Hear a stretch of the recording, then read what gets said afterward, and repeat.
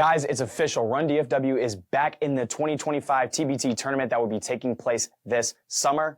But that's not all. Leading up to that, we have a lot of very exciting things that we're going to be rolling out for you, including our Beyond the Arc podcast, our Coach's Corner with Jake and Tebow, and other content that we will be posting on our YouTube. So make sure that you go subscribe and like all of those videos because we're going to be spamming you with the highest quality basketball content around. And if you're looking for ways that you can become interactive, be on the lookout for a fan club that we're going to be launching very soon so that way you can support us and we can give it right back at you. On top of all of that, over these next few months leading up to the tournament, we're going to be looking for ways to interact with our community and get involved with all of you guys because we want to build this fan base and we want to thank you guys for supporting us in all of the ways that you do. So on behalf of all of Run DFW, I want to thank you and all of the support that you guys provide us in building the Dallas basketball community. Stay in touch with everything going on here at Run DFW so that way we can go win this TBT in the summer.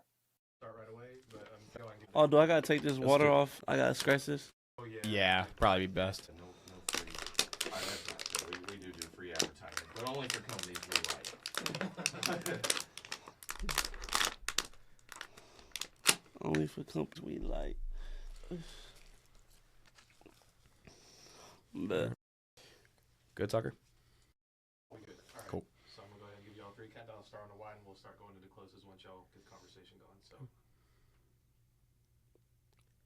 Eric Stafford, what's up, man? what's up, man? I appreciate y'all having me on here. Oh, dude, thanks for swinging by. I know we were talking before. This is your first time being a podcast guest. Hey, this is what you call legendary for me right now. I'm just like thankful, and I don't want to say I'm grateful. I'm on the legendary Run DFW, the future of who gonna win the TBT next year. So I just want to speak into existence right now. So I'm just, I'm excited. You know what I mean? I've been, I think fiending for this all week, I would say. So That's what's up, dude. I know we've been super excited to have you on. We got on a Zoom call the other day, and I was like, yeah, I can't wait to interview this guy. Like, good energy, man. Super knowledgeable about things that we're gonna talk about today. So, again, man, just wanna thank you for coming out. No, definitely. Like I said before, appreciative. That y'all even considered having me on. No doubt. So, dude, let's chop it up. I guess let's start with you hosting Off the Rip. Off the Rip. So, I mean, like, how did you get into that? Like, what's your experience been like? Just break it down for me. I would say to start off the rip, to get back to the beginning, shout out Ibrahim Woods. This is his brand, Far From Rich, one of the big homies. He was the first one that had told me, like, you need to, because I think podcasts started getting actually popular around like 2019, 2018. Right before pandemic had went. So he was like, you need to look into like making your own podcast, or he was telling me I need to start doing like vlogs or like blogging or something like that. And at first I'm like, I'm gonna be real, I'm like a hard-headed type of person sometimes, and I was younger, so I think it's around 2020 I was like probably like 20 years old or whatever, because what, 2024? Yeah, 2021, so I'm like, big bro, just talking. That's not really what I'm trying to get into right now. So a second person that hit me up, Braden actually knows him, is my right hand, Earl. You'll meet him eventually, but he's like, Staff, he was like, I can just see it, like, freaking, you would be an amazing, like, you know what I mean, just you like to talk. He was like, I think that would be like a skill set or like a lane you should get into. Yeah. So I'm like, I don't really see it still, you know what I mean, because it's new. It's a whole new lane. So I'm like, me and my friend group at the time, we used to have like these really, especially during pandemic, we used to have these really, really long conversations, like for hours, talking about a lot of different stuff. And there's no BS, but like we would have real conversations, like father figures is important, and social media destroying the youth. Can family and friends hold you back? Like real topics that I feel like people need to speak on. And like something like, yo, you can speak with, or like would be listenable to for like a pastor or like for your grandmothers. I started thinking and was like, man, let's us four do the podcast. And we like, okay, cool. Let's tap into this lane or whatever. And we started just coming up with like a name, and I would say just like a design or whatever behind it. And honestly, we didn't know what we was doing, but we eventually brought it to life. We rented out a studio in St. Louis. That's where I'm originally from. And the first shoot was terrible. Like, we really just wasted money. I ain't gonna fake it. We was in there for like, I would say, we rented out for like 2-3 hours. I can't remember. And I think we did like, at the time, because we was just starting. We was like, people not gonna listen to like 30-minute to an hour episodes. So we was like, let's do like, I would say like 12 to 15-minute episodes. So I think we recorded like 6 to 8 episodes or 5 to 8 episodes that day. Deleted every one. It was just like no vision or like no like, I would say like agenda for what we was actually trying to do. So we like, boom, we had to go back to the drawing boards. We up late on the phone like we need to do this, this, and that, and really have like a foundation on what we trying to do. And we were in the studio again, and the next time we were in the studio, for first timers, it went kind of smooth.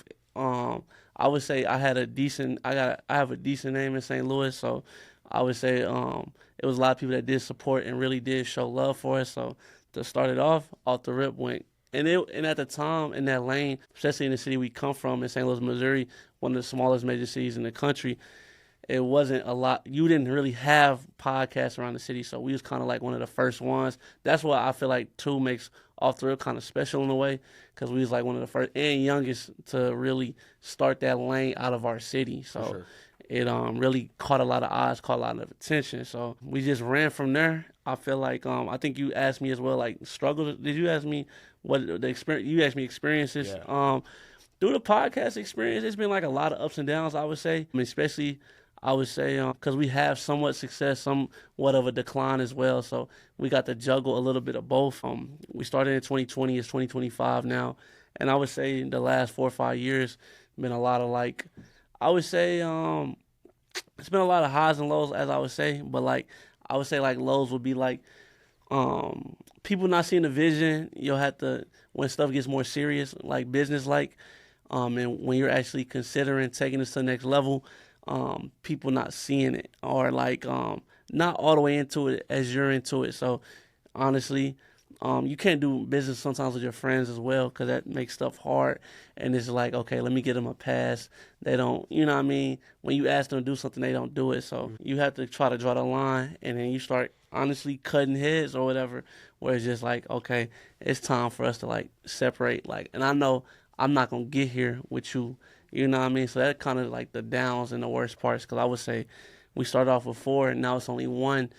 Shout out Earl, because Earl's still a part of it, but he plays the background in his role for Off the Rip, where he's a genius in my eyes, and like he's more of like the brains. So I think the role best for him and me and him talk about, because I want him on, you know what I mean? But for us to get to the next level and to move how we move, I think it'll be better to do it by myself, because we're just able to travel and just, I can go at a pace that I want to go on.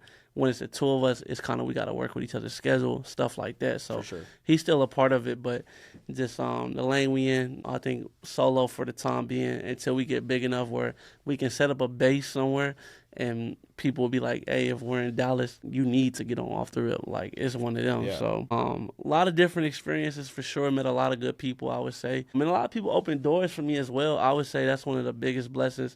Just being somebody that people want to help. I would say, like, I don't think I'm no special person. I don't think I have no special talents, none of that. Guys, I give it to him because he's blessed me a lot in my life, where just networking. And I feel like Earl told me this literally, I think right before Christmas, we was having a deep conversation.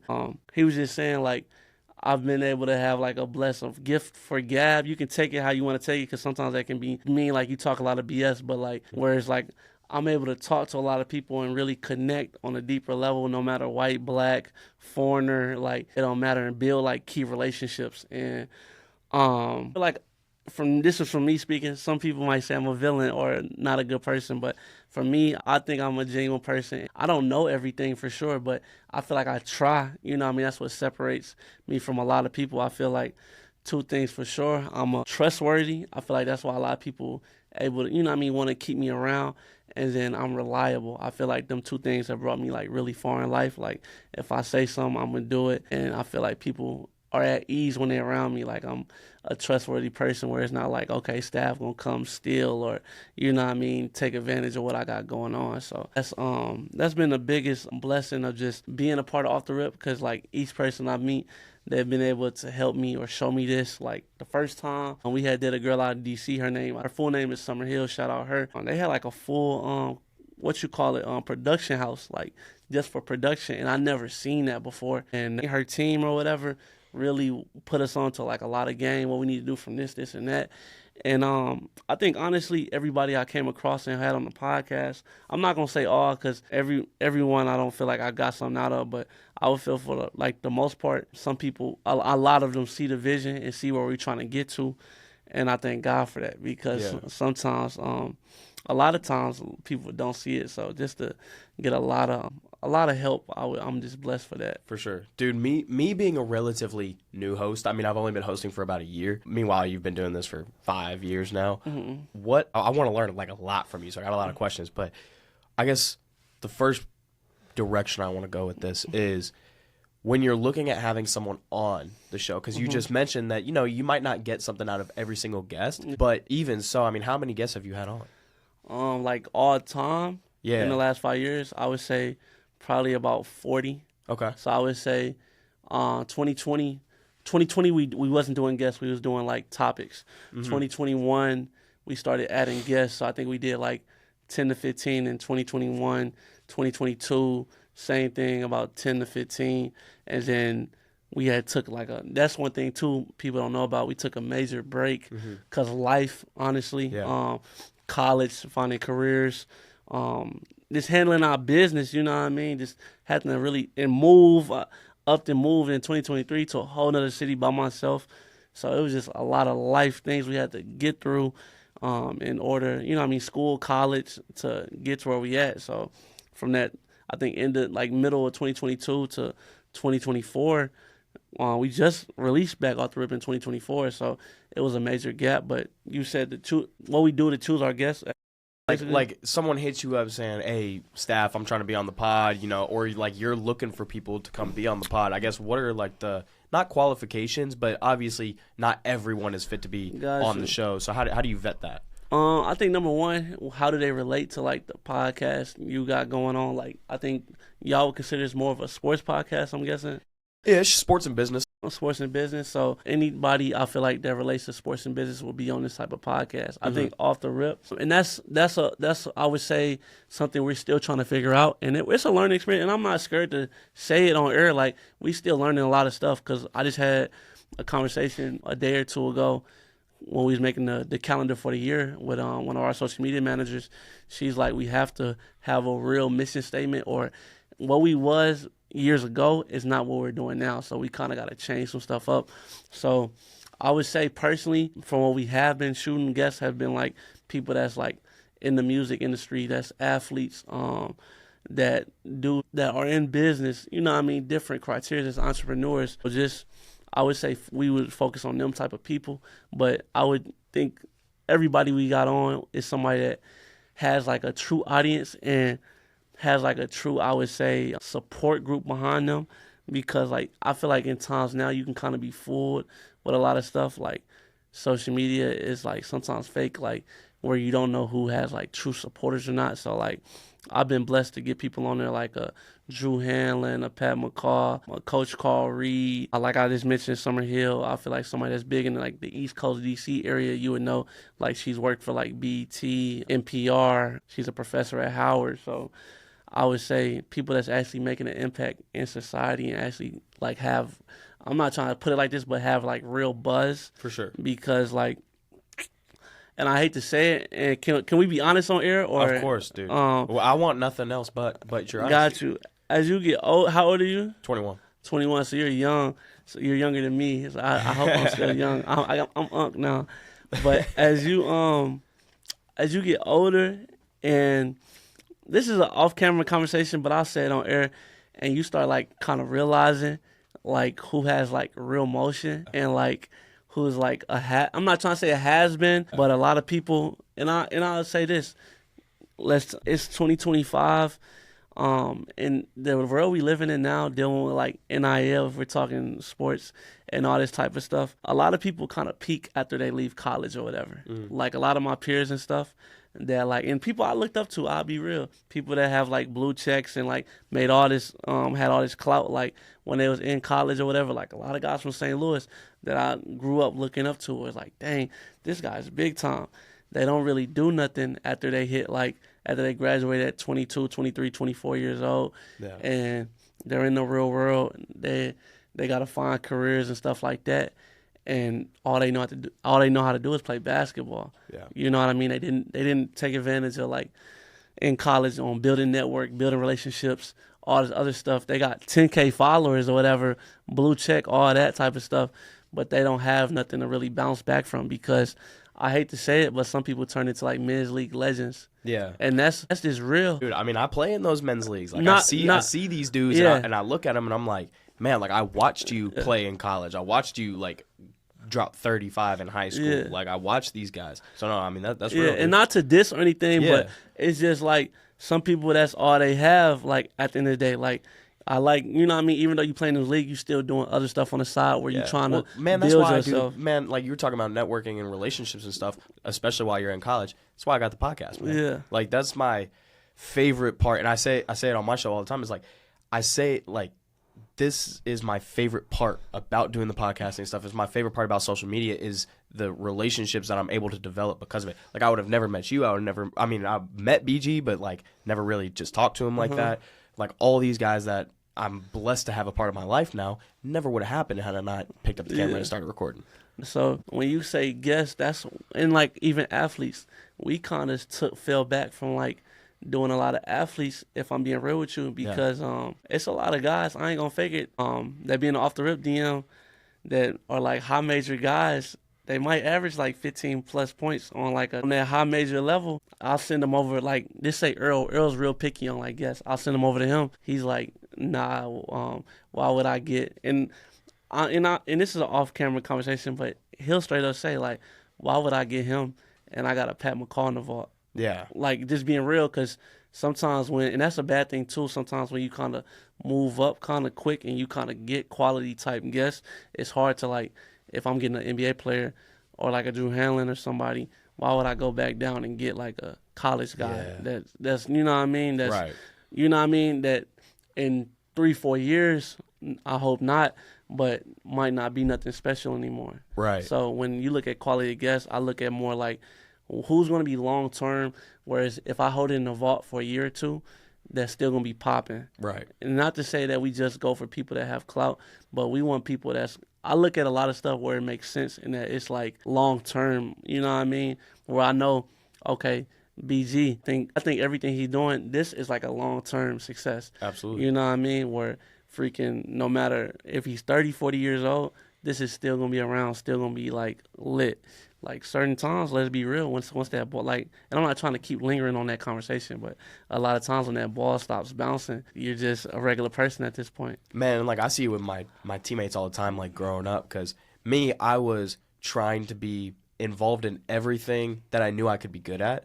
And, like, I was always constantly trying things, trying to get better and enhance my skill set. Mm-hmm. And I see a lot of these guys, like you were saying, like, they go to college, they go through it, they're the man, and then afterwards they fall off. Or they fall off while they're even in college because they just don't have the skill set required to succeed after high school. Yeah. Like, that's something that my generation struggles with more than anything. No, definitely. It's a tough conversation to have. And then a lot of people, I feel like, don't take advantage of opportunities. This generation, I think they're what you call them, they're grabbing it and losing it at the same time. Yeah. Like, we're in such a, I never seen, I think, so many opportunities get lost or like get taken away or took for granted, like, in today's generation. Like, it's just really bad. And that's what I'm saying. People they not hungry no more. Yeah. And like doing the little stuff to like make it to where they need to be. They think it's like supposed to be just so like handed to you, honestly. And it's just bad, man. And I don't know, people don't go out their way no more at all. Yeah. Well, it's like the comparison is the thief of joy, right? Yeah. And nowadays everyone's posting what type of car they got on social media, what type of house they drive, how much money they made last month, how much they're getting in NIL or whatever the case is. If we're talking athletics. Like, if I'm a 17-year-old kid who I'm a slightly above average high school athlete, it's like I don't even want to compete against these guys. I'm just constantly getting, every time I scroll on Instagram, I'm just seeing what I'm not doing, as opposed to, no, I'm actually doing this, this, and this better than 90% of my peers. No, definitely. Yeah. And I just feel like, too, it's a confidence thing. I feel like self-esteem and insecurities are at an all-time high as well. Yeah. Because, like, definitely I don't think I'm no special person, but I think I carry myself in a way where it's just like I don't care if Michael Jordan or LeBron in the room. I'm gonna want a picture for sure, but I got enough confidence to go speak and, you know what I mean, shake your hand and think I'm that too. Like in the back of my head, I feel like I'm Michael Jordan. You feel me? Dude, I'm with you, bro. Who you telling? With the ball, D. So actually, man, let's take a quick break. I want to actually talk about that because you were a hooper yourself, and I said we were gonna bring it up on the podcast, but you had a little bit of a hooping career too. Yeah, what you call it? Man, I sucked. I'm not gonna lie. I was like, freaking. I was terrible growing up. If I'm being real, I was a late bloomer. Like, freaking. I don't think I got decent until like high school. Like, freaking. My story. And shout out B Gilmore because I think freaking he got a snippet on one of like the first snippets on my page. I got it highlighted or whatever, but I think freshman year I came in, I don't think nobody ever like was like, oh, he's never playing basketball. Like it was bad. Like I'm not bad, but like where it's just like I wasn't there where everybody else was like at all. And I started hanging around a lot of hoopers because I just wanted to be around the game. Yeah. I don't know what it was. I just started like really liking basketball. I would say probably around probably like 2K10. So what, I'm 25, 26. So when I was like probably 11 years old, when 2K came out, I started playing 2K for real. I started really liking basketball, but like I was terrible. So I think when I was like 14, 15, freshman year, I started just hanging around a lot of basketball players and stuff like that and just wanting to be a part of it, you know what I mean? So the first year, I didn't had nothing to do with hoops. Grades was terrible. I think I went to summer school that summer. So I was just like, no, I wasn't even in the right, I feel like, transition to be a basketball player. It would have failed for me. I think God knew that if he would have allowed me to get into sports then. Freshman year, it was like, I think a 360 for my life. Like I had to really get my life together, you know what I mean? Going from like middle school to high school, kind of feeling myself in a way, not being around the right people, doing the wrong things. So I had to really check myself. So sophomore year, I think that summer going to sophomore year, I started working out with the varsity coach. Like I said, B Gilmore, shout out B Gilmore. I started working out with him, I think like 2-3 times a week. And you can see like, okay, I'm kind of getting better. You know what I mean? I think all I really had growing up was like a jump shot. Like I always could shoot, but I couldn't dribble, do nothing crazy. I played good defense because I hustled, but nothing was about me where my game stood out. So he started working with me like 2-3 times a week. And gradually got better, and I was just playing a lot. Sophomore year, I think I made JV. Yup, sophomore, sophomore, junior year, I played JV. We had 11 seniors my junior year, so it was really hard to make varsity. And then senior year, I played varsity. Was a role player, nothing special. Was decent enough to go to college. In sports, success is not just about talent. It's about having the right tools to make every move count. That's where B1 Sports comes in. With next-level AI technology, we provide the tools so that way you can work harder, play smarter, and stay ahead of the competition. Just like a basketball team needs precise plays, you and your team need precise insights. B1 Sports combines artificial intelligence with sports science to give you all of the tools necessary so that way you can stay ahead of the competition. It all comes down to making smarter moves, being one step ahead, and having faster decision-making so that way you can win on and off the court. No matter what your game plan is, B1 Sports is your AI teammate that you can count on. Get ready to elevate your performance with data-driven AI technology that's always in your corner. Join the future of sports technology today at b1sports.com. It's time to play smarter, compete harder, and win bigger. Go to b1sports.com today. Man, before we move on, Jack, to college, before I speak on that, honestly, I just want to say, too, I feel like it wasn't emphasized enough. I went to Hazelwood Central. I feel like the best school out of St. Louis, one of the best athletic programs also in the city. So that's why it was extremely, like, I would say, motivational with just fighting through adversity. Yeah. Because nobody thought, you know what I mean? So it was just a really, you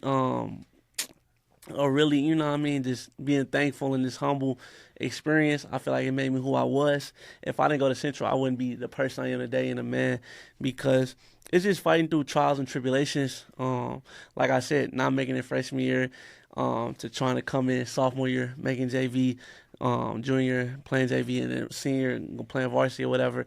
It was hard, honestly, and it's like taxing mentally sometimes. So just trying to, you know what I mean, compete and be at that type of level. So I'm thankful for it all. And I wouldn't change the story by no means because I feel like life skills is what I learned through it all. So I'm just thankful. Now, speaking on college, it was a hard, I would say, transition going from high school to college for me personally, because I'm not afraid to admit it. I just wasn't focused. And like I said, sometimes it's being in St. Louis, you can be trapped in like certain environments and be around the wrong people where they kind of hold you back and not having you focus. I thank God though for my support system and the people that took care of me. Like I had real like big homies and big cousins and stuff, and I had good parents too that like kept me intact on what I need to do and everything. Not that I always, like I said, I'm sometimes hard headed. Not that I followed every instruction, but I feel like kept me on a decent path. But I just wasn't focused in certain areas, like especially school. I went to like, you know how it is sometimes when you play basketball, you kind of get passed along, where I'm not scared to admit it. I came out with like a 1.8, 1.9 GPA, and I had to really make another life 360 going into college. So I couldn't go to no college. Honestly, like only thing I could really do is community college because grades was trash. Skill level probably wasn't there, honestly, for athletics to even go to the next level. So summer of 2017 when I graduate, man, like I said before, shout out Ev White. Man, me and him was just, and before I get to where we was going, it was hurtful too, ending high school and seeing like everybody had their schools picked out and everything. Like that April, May time, like when the season ended, I think season for high school basketball ended around like February, March. That time of the year is like, I feel like especially when you don't know what you're doing next for your life, it's like stressful and like, man, it's like, is school even worth going to? Like certain days I didn't even want to go to school, like real talk. So it was just one of them, honestly, and just trying to figure a lot of stuff out. So just having to walk the halls and people asking you every day, like, Staff, where you going to college? What's next for you? Like, and you not knowing, like that's a scary place to be in. So like 2017 summer, man, I was going to like Iowa, Illinois, freaking like Michigan, a lot of places in like the Midwest, like where that was drivable, trying to find schools and be in these open gyms and everything to try to find a JUCO to go to, because I knew community college was like the only route I could honestly take because my grades wasn't there. So I'm everywhere trying to hoop, you know what I mean? I was at these camps too, like I was at these All-American camps and stuff like that, trying to get film, all this other crap. So it was tough, man, because I didn't find a school like to that August. And I think in July, a coach wanted me to come to the school in Chicago called Olive Harvey. I had played and got a scholarship there or whatever at the time in 2017. I don't know, people know that probably lived in the Midwest or in the Illinois area. Chicago went bankrupt or whatever. So like they defunded a lot of like community colleges and stuff. So a lot of them kids had to pay out of, you know what I mean, tuition and stuff like that, and like room and they own apartment and stuff like that. So my peoples at the time couldn't afford to, you know what I mean, pay tuition and pay for me the apartment or whatever in a whole nother city, then feed me all this other stuff. It was just a lot to do with that. So I couldn't go to Olive Harvey no more. So I'm back in a situation where it's like, man, we screwed. So shout out my moms. My mom's is like really pressing the issue where it's just like, you're going to do something with your life. You're going to go somewhere. So, and she ended up finding this school that was like I can't remember exactly what it was, but it was like a connecting school to my high school where it's just like, if you either go to this school or the local school, the local community college in the city. So she was like, I think it'll be good for you just to go 2 hours away or whatever. I think West Plains like 2-3 hours. Shout out Missouri State University. West Plains really helped and mold me as well. Freaking end up not even going to school to hoop. Like I'm just about to be a regular student, honestly. So freaking first year, I'm hanging out with like a lot of the basketball players. I meet the coach and everything. I'm just really hanging with them, honestly. So first year, freaking I don't even think I registered. I was a freaking like manager or something. So freaking first year, I'm just, you know what I mean, I'm just hooping with them like in open gyms, open runs here and there. You know what I mean. That's my first time too, just having full access to a gym. And I thank God, like I say, just relationships and stuff like that. And, like, thanking God for just allowing me to be likable and stuff. Because they all took me in, like, the whole team, you know what I mean, never mistreated me, nothing like that. Always treated me like one of the guys. So I appreciate that. Coaches, too. So, like, that whole year just learning, just watching. And it was different just being on the sidelines, like, officially, and just looking. Shout out Ricky Torres, All-American from the year I was a manager. Freaking, he really helped mold me a lot in a lot of ways. Just as a leadership standpoint, I would say, and I don't think I'm no I don't think by no means I'm just some great guy or a great leader or nothing like that. But just showing me like a lot of ways on just how to be a man and just how to carry myself, put the work in and day out. Because like I say, I'm nobody special, but one thing for sure, I feel like I'm reliable. I'm gonna take care of business. He would get me in the gym with him a lot. Like it'll be just me and him a lot of late night, early mornings. And he was the best player on the team. And, you know what I mean, he took me in. A lot of them guys, Rashad Davis, Giannis Menzies, freaking, I just appreciate all of them. All of them went to go play high major D1 basketball and freaking just really helped where I'm at that offseason. Coach started using me with a lot of stuff. Like, I would say, like, I'll get into, like, a lot of drills and stuff. He ended up offering me a spot on the team for the next year. So I was able to play the next year, end up breaking my foot that year. I was supposed to play, came back for a third year, and had a decent, you know what I mean, I would say a role player. You know what I mean, got in games for defense and, you know what I mean, just make plays for us, for the guys that's supposed to score the ball. Yeah. So this one of them. So I think God built some really good relationships in JUCO, like some guys that I really call my brothers, and I talk to this day. So I'm just thankful for, you know what I mean, for that and that adversity, because I feel like it taught me just to push through a lot of stuff, like, and I feel like you need that, especially like in life skills, because we so like easy to like give up and just, you know what I mean, just throw it in the trash. So at the JUCO, I had to deal with pandemic. So for me, pandemic was affected a lot of people's recruiting process, like shout out DeAndre Vilmore, D1 athlete, you know what I mean, should have definitely played at the D1 caliber. End up going to a ranked D3 in the country, and I think he had a really good and fun experience, but it affected players like that should have been at high major schools and had to, you know what I mean, sacrifice and just find a school before. It's not nothing there. For me, I got blessed to go to a school that seen me in Quincy, Illinois. Went there. It was, my experience there was cool. I think my second year was better than my first. It was just, I don't think it was like I know I'm not trying to diss the program or anything like that. I just don't think it was like a point where everybody's on the same page for what they wanted out of this. My second year, coach got fired and stuff like that. So it just wasn't all that it was meant to be. I feel like the best thing about Quincy is I feel like it helped me. I learned how to be myself a lot, because I feel like I met certain people that really helped me and mold me, but I feel like I spent a lot of time by myself, you know what I mean, in a smaller city. So shout out Nora Baldner. That was my communications teacher, my professor, and me and her are still close. Really took me in, and I feel like one of the first people to really believe off the rip as well, and I feel like shaped it in a way. Like, I don't think a lot of professors are taking time out their day to really meet and have meetings with, like, my team. Like, she knows, like, the people I used to do the podcast with, like, all of them personally, like, relationship-wise, like, and just to really help and take time out her day to, like, help something that's not school-related and fix this. So she really helped me, I feel like, get into more of a productional sense of urgency on how to, like, use cameras and how to talk more proper and just how to, like, lay out certain stuff in that field. So I got the development of that, so I'm thankful for that. And that was my Quincy experience, I would say. I don't think it was too many crazy highlights, so I'm not going to just, you know what I mean, mold on that. My fault, I'm over just rambling now. No, you're good, dude. You're good. That was... Every championship team needs reliable players, and in the kitchen, your equipment is your starting lineup.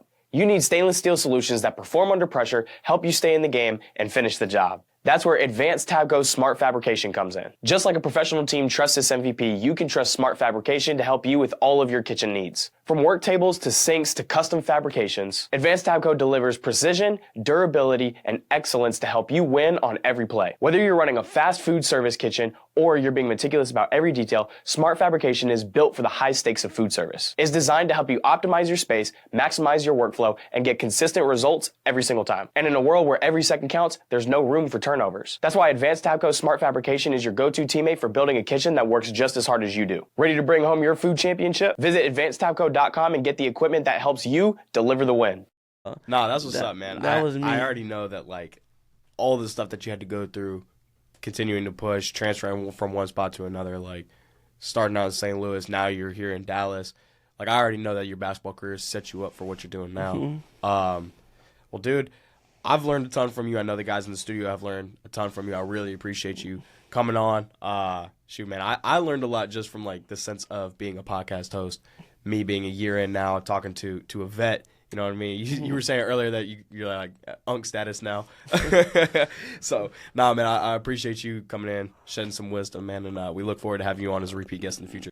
Thank you for tuning in to the Beyond the Arc podcast. If you have not already, make sure that you go ahead and like this episode and subscribe to our channel, and go follow our guests on all of their platforms that they may have. We will link them down below in the description. And make sure that you go follow us on our socials as well. We are preparing for the 2025 TBT tournament, and we are planning on making a very big and very exciting run. So make sure that you follow us to stay tuned with everything that we have going on here. And with all of that being said, keep on running.